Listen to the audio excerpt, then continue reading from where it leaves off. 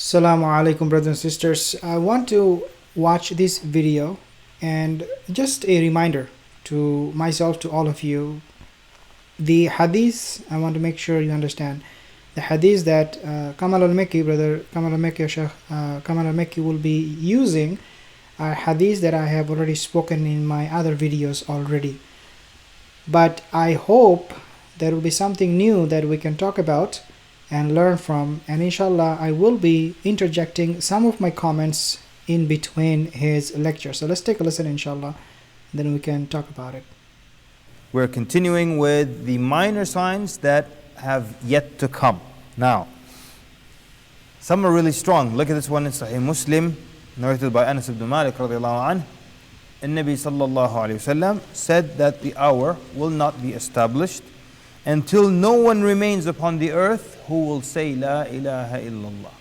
It's just almost hard to imagine, right? That there will not be a person on the planet who will say La ilaha illallah. I said again, when you hear about this, the lifting of the Quran, the destruction of the Kaaba, you immediately understand that this is towards the very end of time. Because we saw towards the end of time that someone will say, our forefathers would said La ilaha illallah, so we say La ilaha illallah. And that's all they know, and that's all that existed about Islam at that point. Because at that point, when you know La ilaha illallah, you know everything about Islam. That's all there was to know. That's why it saved them back then. Or at that point it will save. But today, to say La ilaha illallah and not pray and drink and eat haram and think you'll go to Jannah and it will save you, it doesn't work, as the scholars say, because there's a lot more to do and to be done. But in the future, that's all that they will have. So it will be enough to save them from eternity in the hellfire. Wal-'iyadhu billah. So we said, basically the hadith is Rasulullah sallallahu alaihi wasallam, he said, "La taqumu as-saatu hatta la yuqal al-ard Allah Allah." Basically he meant the hour will not be established until there will be no one on earth will say the name Allah. And this will, as he said, this will happen at the very end of time. But if you think about it, dear brothers and sisters, even today, even Muslims, how many of us we really understand the implication of this particular word, La ilaha illallah? I think very few of us. Yes, we know the word. Yes, we know many things about Islam. But when it comes to understanding it and doing amal on it, wallahi, we lag behind a lot. We lag behind a lot. Those indicate very end of time. So the hour will not be established until no one remains on earth who will say La ilaha illallah. That means it's very end of time. Next one, from Samurah ibn Jundub radiallahu anhu, narrated the Prophet sallallahu alaihi wasallam said, the hour will not be established until the mountains are removed from their places. The mountains are removed from their places. Okay, so this is a phenomenon that is already taking place. I believe if you go to South American countries, Brazil, for example, Peru, Colombia, even Mexico, not Mexico, Mexico is North America. But if you go to those South American countries where you see a lot of mountains, if you go to Malaysia, I was in Malaysia, if you go to many other part of the world, you will see how people are carving out roads from those mountainous places. This is something amazing. The technology that we have today, we're able to, when the Prophet said that the hour will not be established until we remove those mountains from their places, it can have a striking resemblance to what we see today, where technologies are being used to carve out roads, even houses. We have seen on top of the mountain houses, buildings. I live in Canada. There is a beautiful place. If you have not seen this, you can go and check it out. It's it's a city called Banff in Alberta, Banff. You will be amazed to see how people are building palaces, and almost like it's in a grandiose way to attract more tourists, while they are removing the mountain and putting a nice beautiful house or palace, if you want to call it palace. I mean, this is so beautiful. So even in Canada where I live, it is happening right in front of my eyes. You will see any city you go, especially in the European countries and also North American, you see roads are up and down one side, you go up the city, you see hilliest, if you like that way, hill like mountain of like very high road, and then it goes all the way down, it slopes down. So the thing is that, dear brothers and sisters, it is happening. Mountains are being removed from their places and being built, roads, houses, a lot of other infrastructures are being built on mountains. And you have seen what is China doing with their Belt and Road Initiative. What they're doing, basically they are carving out roads, they're constructing new things on what? On mountains. This is something, subhanallah, a very miraculous hadith that we find. And you will see great things which you've never seen before. Now, what are these great things? And Nabi Sallallahu Alaihi Wasallam didn't mention them. Just there are going to be a lot of amazing things that will happen. Now, that doesn't mean, the iPhone 15 coming out. Amazing things, like really amazing. Not, lame social media apps. So, the mountains will be removed from their places. What does that mean? It could be one of two explanations. Number one, by Allah subhanahu wa ta'ala. Allah subhanahu wa ta'ala will move these mountains from their places. And sometimes you see videos of amazing things. There's a video, I think it was in Italy, it was just the whole side of this huge mountain just sliding right off. Wow. Just coming right off like that, Not volcanic eruptions, but mountains being removed from their places. So Allah subhanahu wa ta'ala can cause that. Subhanallah. Two, caused by human beings. Human beings removing mountains. Reclaimed land mostly, is mountains. It's interesting. If you look at, like for example, the Netherlands, Ireland. I want to interject something very important here.